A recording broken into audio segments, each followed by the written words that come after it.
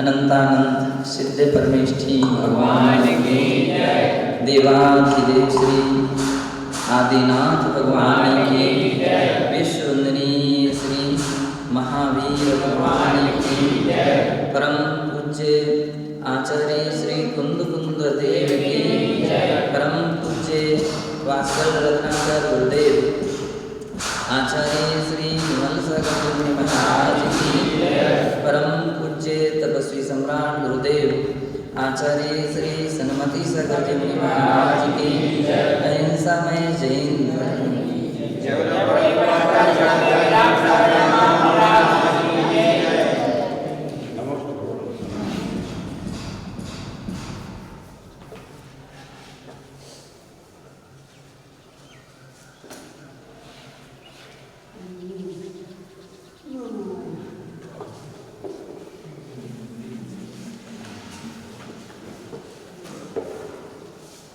श्रवण प्रबोधिनी टीका चल रही है और चौथे नंबर की गाथा में यह प्रकरण चल रहा था कि श्रवण मुनिजन ना तो नाचते हैं, ना गाते हैं, ना कोई बाजे आदि बजाते हैं, वे सच्चे श्रवण कहलाते हैं। लेकिन जो इससे विपरीत होते हैं, नाचना, गाना, बजाना इत्यादि कार्य श्रवण होकर के करते हैं, तो वे श्रवण नहीं हैं, श्रवणाभास हैं। आचार्य कुंद कुंद के शब्दों में उत्रयंच है और श्रवण नहीं। लेकिन ये सारे कार्य साधुओं के लिए निषिद्ध हैं, गृहस्थों के लिए निषिद्ध नहीं है। प्रकरण चल रहा था कि गृहस्थ जन अशुभ रूप में नाचना, गाना, बजाना नहीं कर सकते हैं, लेकिन शुभ कार्य में पंच परमेष्ठी की आराधना, उपासना, भक्ति में ये सब कर सकते हैं। उनके लिए सब शुभ कार्य वर्जनीय नहीं है, ऐसा कहा जा रहा था। और उदाहरण दिया गया था कि जैसे कि सौधर्मेंद्र भगवान के जन्म कल्याण के अवसर पर तांडव नृत्य करता है, उसी की बात वर्णिते सा आदि पुराण ग्रंथे। ये बात आदि पुराण ग्रंथ में 14वें पर्व के 121, 130 से 33 श्लोकों में बात कही गई। वहाँ पर कहा गया है, चित्रैश्च रोचकै पादकटी कंठकराश्रितै ननाट्यतांडवं सप्रो दर्शयन् रसमूर्जितम्। वह इंद्र पांव, कमर, कंठ और हाथों को अनेक प्रकार से घुमाकर उत्तम रस दिखलाता हुआ सरस तांडव नृत्य कर रहा था। तांडव नृत्य कर रहा था। धार्मिक पद्धति से किया गया भक्ति परक जो नृत्य होता है, वो ऐसा भगवान के सामने नृत्य कर रहा था। और कैसा कर रहा था? क्षणकादिका क्षणाध्यायिका क्षणान्नयिका क्षणाद्व्यापी क्षणादणु क्षणादारात् क्षणाद्दूरे क्षणाद्व्योम्नि क्षणाद्भुवि। अर्थात वह नृत्य करते समय क्षण भर में एक हो जाता था। क्षणात् अनेकः, एक क्षण में वो अनेक रूप धारण कर लेता था। क्षणाद् व्यापी, और एक क्षण में और सर्वव्यापी हो जाता था। क्षणादणु, क्षण भर में एक अणु के बराबर हो जाता था। क्षणादारात् क्षणाद्दूरे, बतलाते हैं क्षण भर में वह पास में दिखाई देता था, क्षणाद्दूरे, और एक क्षण में दूर हो जाता था। व्योम्री क्षणाद्भुवि, और क्षण भर में आकाश में दिखाई देता था और क्षण भर में जमीन में आ जाता था। अब वो देव है ना, विक्रिया रिद्धि है। अब विक्रिया रिद्धि का जो नृत्य होता है वो तो सारे जगत को विस्मय करने वाला और भक्ति परक सो धर्मेंद्र जहाँ पर नृत्य करे तो उसकी तो एक कला ही अलग थी। और कहते हैं इति प्रतन्नतात्मीयं सामर्थ्यं विक्रयोत्थितं इंद्रजालमिवेन्द्रेण प्रयुक्तमभवस्तथा।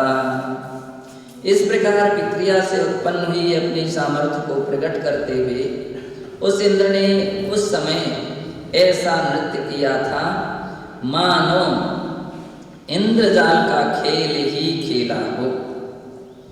नेटुरप्सरसः शक्र भुज शाखा सुसस्मिता सलील धूलतोक्षेप मंगहारै सचारिभिः।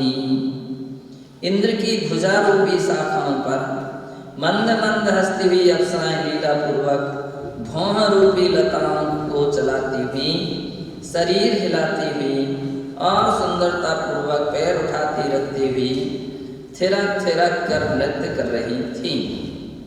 वो हाथ भी उसने इतना विशाल बना लिए कि उस पे देवांगनाएं हाथ के ऊपर भी नृत्य करने लगी। वर्धमान लय काश्चित तांडव लास्यकै ननृतुः सुर नर्तक्यः चित्रैरभिनयैस्तदा। उस समय कितनी ही देव नर्तकियां वर्धमान लय के साथ, कितनी ही तांडव नृत्य के साथ और कितनी ही अनेक प्रकार की अभिनय दिखलाती हुई नृत्य कर रही थीं। इससे बात सिद्ध की जा गई है कि धार्मिक नृत्य भगवान के सन्मुख किए जा सकते हैं। अन्य जगह भी तत्रैव वर्णितम अस्ति। आदि पुराण के ही 17वें सर्ग के 4थे श्लोक में भी कहा है आरिराधैषु देवं सुरला भक्ति निर्भरा प्रायुज्यत सगंधर्वं नित्यसाम अप्सरं सदा। तब भक्ति विभोर इंद्र ने भगवान ऋषभदेव के राज्य सिंहासनस्थ की आराधना करने की इच्छा से उस समय अप्सराओं व गंधर्वों का नृत्य कराना प्रारंभ किया। जिस समय ऋषभदेव का राज्याभिषेक हुआ था तो उस समय अनेक देवांगनाओं ने भी नृत्य किया था। एवमेव देव पूजन विधानावसरे चामरांदोलनेन सह गृहस्थवर्गेण कृता भक्ति भाव भरिता नृत्य गायनादि क्रिया भी सोपयोग रूपा गई। इस प्रकार से देव पूजन विधान के अवसर में चामरांदोलन ने चमर ढुलाते हुए गृहस्थ वर्गेण गृहस्थों के द्वारा कृता भक्ति भाव भरिता नृत्य गायन आदि क्रिया भक्ति भाव से भरी हुई नृत्य गायन आदि क्रियाएं की जाती हैं। अभी सोपयोग रूपा गया। ये सारी क्रियाएं भी सोपयोग रूप हैं क्योंकि उस समय परिणाम जो होते हैं भक्ति से भरे हुए होते हैं, इसलिए वे सोपयोग रूप हैं। यदि राग से ग्रसित रहें, विषयानुराग की ओर ले जाएं तो वे शुभोपयोग रूप नहीं अशुभ उपयोग रूप हो जाती हैं। किंतु तन्नापि शिष्ट जनोचिता मर्यादा सदैव पालनीया। कहते हैं किंतु वहां भी शिष्ट जनों के योग्य मर्यादा का पालन सदैव करना चाहिए। सब कुछ होने के उपरांत भी वे मर्यादित नृत्य होते थे, मर्यादित गीत गाए जाते थे, मर्यादित बाजे बजाए जाते थे। तो इसलिए मर्यादा सभी को पालन करने योग्य है। अतो यत्र कुत्रचित वर्तमान काले यशिष्ट रूपता भक्ति नृत्य दृश्यते। यत्र कुचित कह रहे हैं कि क्योंकि यत्र कुत्रचित अर्थात कहीं कहीं यहाँ वर्तमान काल में अशिष्ट रूप भक्ति नृत्य देखी जाती है। तद विषय चिंतनम मननम संशोधनम चेति आवश्यकानि प्रतीयन्ते। जो कि तद विषय उस विषय में ज्ञानी पुरुषों को चिंतन मनन और शोधन करना आवश्यक प्रतीत होते हैं। तत्र मनोविकृति पोषणम नित्यादि रूपेण न भवेत् इति पूर्णतया सावधानतया कार्य।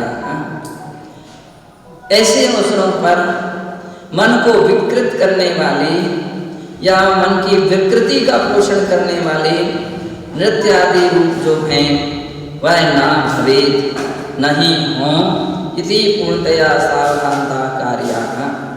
ये सब कार्य बड़ी पूर्णता सावधानी से करना चाहिए।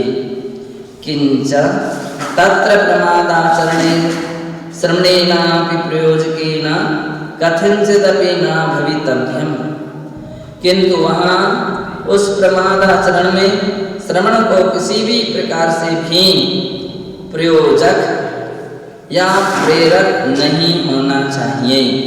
साधु संत कभी ना कहें किसी से नाचो नृत्य करो, ये विषय ये काम अपन लोग नहीं कर सकते हैं, न ऐसी दिशा में प्रेरणा करना चाहिए। यदि कश्चित् श्रवणा कस्मश्चित् विशिष्ट पूजा विधान समय ग्रस्त जना चरितम गीत संगीतादि मां कर्ण स्वयं उपविशन भूविक्षेप हस्तपाद ग्रीवादि संचालनादीना तत्र स्वारस्यं प्रकटयति। अथवा कश्चित् श्रवणः भक्तजनेभ्यो नृत्यकलादि प्रशिक्षणं ददाति, स्वयं नृत्यं विधाय प्रदर्शयति, अथवा तेषां नृत्यादि मनोरंजक क्रिया दृष्ट्वा करोति, तद एतद् सर्वं श्रवणाचर्या दूषणं मंतव्यम्। कह रहे हैं कि यदि कहीं कोई श्रवण कस्मिंश्चित् विशिष्ट पूजा विधान के समय में गृहस्थ जनाचरितम गृहस्थों के द्वारा आचरित गीत संगीत आदिकम आकर्ण्य गीत संगीत आदि को सुनने के लिए स्वयं उपवेशन बैठ जाए। किसके लिए? गीत सुनने के लिए, नृत्य देखने के लिए बैठ जाए। तो और भ्रूविच्छेद पाद ग्रीवादि संचालनादिना तत्र स्वरस्यं प्रकटयति। आंखें बड़ी बड़ी आंखें करके और आंखों को घुमा करके हस्तपादादि ग्रीवादि संचालन, हाथ पांव गला इस प्रकार से संचालन करता है तो स्वारस्यं प्रकटयति। स्वारस्य अर्थात ऐसे कार्य में बड़ी खुशी प्रकट करता है तो आचार्य कहते हैं कि वह दूषण है। साधुओं के लिए ना कभी नृत्य किसी के लिए नृत्य आदि के लिए प्रेरित करना चाहिए और ना ऐसे कार्य को देखने के लिए बैठना चाहिए। अब ये बात अलग है कि अपन लोग बैठे हों उस समय पूजा आदि के समय कोई नृत्य आदि करे तो जो सम्यक साधु होते हैं, सच्चे साधु होते हैं, वे अपनी आंख उस समय बंद कर लेते हैं। ये है सभ्य पुरुषों के लक्षण। ये वैरागी का लक्षण है कि वो राग में आनंद नहीं लेते और रागी जो रहता है वह तो और बड़ी बड़ी आंखें खोल खोल करके तिरछी करके यहाँ से वहाँ से देखने की कोशिश करता है। तो प्रायः करके अपन ने हम लोगों ने देखा संघों में जो भीतरागी साधु होते हैं, जो वैरागी साधु होते हैं, तो अब ना तो बंद करा सकते हैं और ना उठ करके जा सकते हैं तैसे प्रसंग पर आंखें बंद कर लेते अथवा अपना स्वाध्याय अपनी आंख बंद करके जाप आदि कार्य में संलग्न हो जाते, क्योंकि वे वैरागी हैं, वे राग का आनंद नहीं लेते। और रागी जीव घूर घूर करके देखता है, बड़ी बड़ी आंखें लगा करके बड़ी रुचि लेता है, तो आचार्य कहते हैं उसके लिए दूषण है, ये उनके लिए दोषास्पद है, प्रतीक होता है कि रागी है, ये वितरागी नहीं है। और उस मौके पर हाथ पांव हिलाने लग जाए तो झलकता है कि बड़ा आनंद ले रहे हैं, बड़ी रुचि ले रहे हैं, रस ले रहे हैं। अथवा कश्चित श्रवण, कोई श्रवण भक्त जनेभ्यो नृत्य कलादि प्रशिक्षण ददाति, कोई साधु किसी भक्तों को प्रशिक्षण देने लग जाए, साधियां कोई प्रशिक्षण देने लग जाए, ऐसे नाचो ऐसे नाचो, तो फिर नाच करके बतलाना पड़ेगा। और ऐसा करेंगे तो कहते वो दूषण है, वो दूषण है। ना आप नाच सकते हो और ना नाचने की कला सिखा सकते, गृहस्थों का काम है, ये साधुओं का काम नहीं है। तो कह रहे हैं प्रशिक्षण नहीं देना चाहिए। स्वयं नृत्यम विधाय प्रदर्शयति, स्वयं नृत्य करके दिखाए कि ऐसा नाचो, तो भी दोष है। अथवा तेषां नृत्यादिका मनोरंजक क्रिया दृष्टा अनुकरोति, अथवा उसके नृत्य आदि या मनोरंजन क्रिया को देख करके अनुसरण करता है, तद एतद सर्वं श्रवणाचर्या दूषणम मंतव्य। ये सारी बातें श्रवणाचार्य के दूषित करती हैं, तो ये उनके लिए दूषण है, ऐसा मानना चाहिए। तथैव गायति गीतम गायति, उसी प्रकार से जो श्रवण होकर के भी गीत गाते हैं, नियत छंदो विधानानुरूपम लय विशेष निबद्धा रचना गीतम भवति। अब गीत किसे कहते हैं? वो नियत छंदो विधानानुरूपम, जिस छंद का जो विधान है उस नियत विधान के अनुरूप लय विशेष आदि से निबद्ध जो रचना होती है उसे गीत कहते हैं। यस्या स्वरारोहणारोहण संबंधी औचित्य निर्वाह पुरस्सरा स्वराभिव्यक्ति गानम इति अभिधीयते। कहते हैं स्वर का आरोहण, और कह रहे हैं आरोहण, स्वरारोहणारोहण, स्वर का खींचना, स्वर को नीचे ले जाना। तो इस प्रकार के जो लोग रहते हैं, संगीतज्ञ रहते हैं, संगीतकार रहते हैं, गीतकार रहते हैं, कितना इस प्रकार से वो बोलते चले जाते हैं। उनका वो संगीत का सूत्र है कि ले जाना, कहाँ उतारना, कहाँ उनको चढ़ाना। तो ऐसे गीत साधु जन नहीं गा सकते, साधुओं के लिए निषेध करें। औचित्य निर्वाह पुरस्सरा, इनमें औचित्य का निर्वाह करते हुए उसकी स्वराभिव्यक्ति ही गानम इति अभिधीयते, स्वर की अभिव्यक्ति को गान कहा जाता है। एवं गायने स्वराणाम महत्वम स्पष्टम एवं, इस प्रकार गायन में स्वरों का महत्व स्पष्ट है। तत्र सुराणाम संख्या सप्त स्वीक्रियते, उन स्वरों की 7 संख्या होती है, ऐसा स्वीकार किया गया है। यथोक्तम अमरकोश ग्रंथे, अमरकोश ग्रंथ के पहले खंड के 7वें अध्याय के पहले श्लोक में कहा गया है, निशा ऋषभ गांधार षडज मध्यम धैर्यता पंचमाश्चित्तमी सप्त तंत्री कंठोत्थिता स्वरा। निषाद, ऋषभ, गांधार, षडज, मध्यम, धैवत, अपंचम। ईश्वर तंत्री व कंठ से निकलने वाले 7 प्रकार के स्वर हैं। तत्रैव हरिवंश पुराणे भी भणितमस्ति। और इसी प्रकार से हरिवंश पुराण के 19वें श्लोक के 19वें पर्व के 163वें श्लोक में कहा है, षडजश्चाप्यशः चैष गांधारो मध्यमोऽपि च पंचमो दैवतस्यान्निषादः सप्तमा स्वरः। ऋषभ, षडज, ऋषभ, गांधार, मध्यम, पंचम, धैवत और 7वां निषाद स्वर माना गया है। गान विद्या विषयकं विस्तृतं विवरणं तत्रैव निर्दिष्टं वर्तते।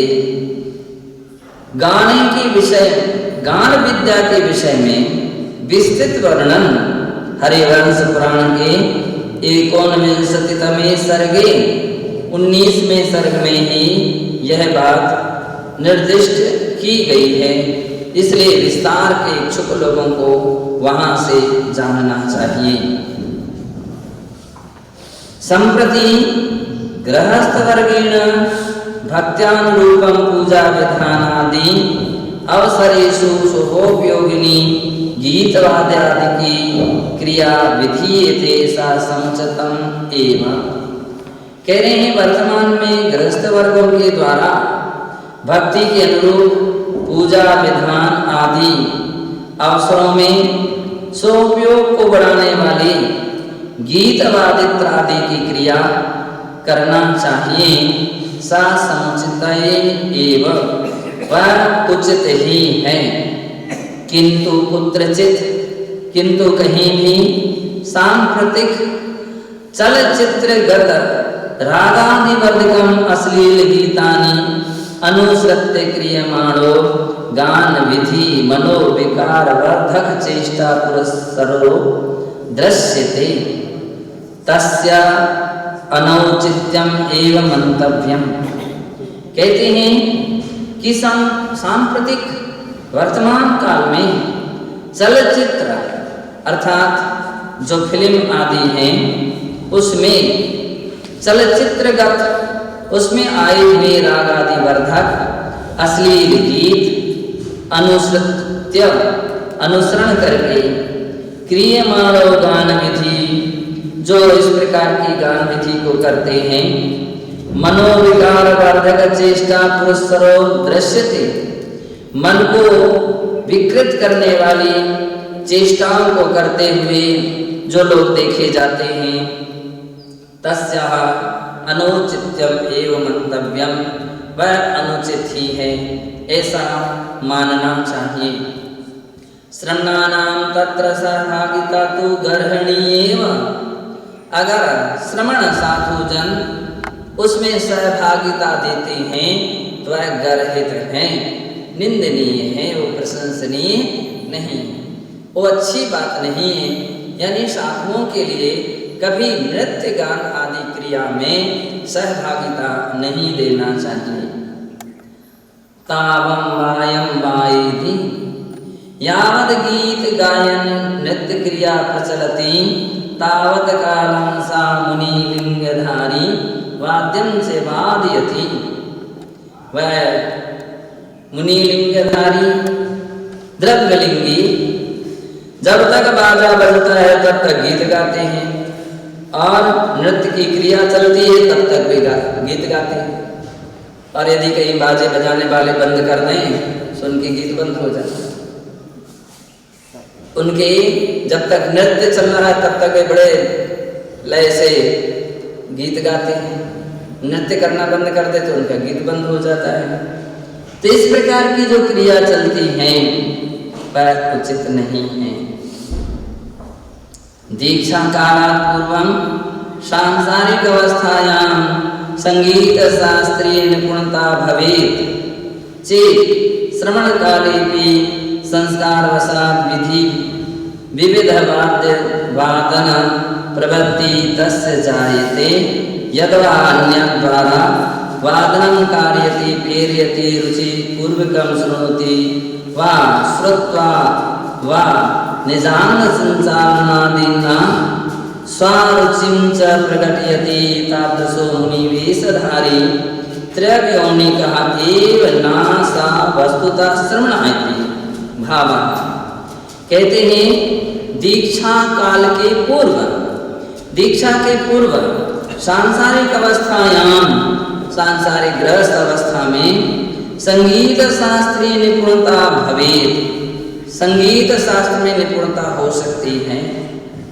श्रावण काले भी, और वह निपुणता श्रावण काल में भी बनी रह सकती है, लेकिन संस्कार वशात यदि पूर्व संस्कार के वश से विविध वाद्य वादन प्रवृत्ति तस्य जायते, विभिन्न प्रकार के बाजा बजाने रूप जो प्रवृत्ति है यदि उनकी होती है, यद्वा अन्य द्वारा वादनम कार्यति, दूसरों के द्वारा बाजे बजवाता है, प्रेरयति प्रेरणा देता है, रुचि पूर्वकम श्रोति वा रुचि पूर्वक सुनता है, श्रुत्वा वा निजान संजनादि स्वरुचिम प्रकटयति, और सुन करके अपने अंग मटका करके शरीर को संचालन करके यदि स्वरुचि प्रकट करता है, ते सभी कार्य मुनि वेशधारी,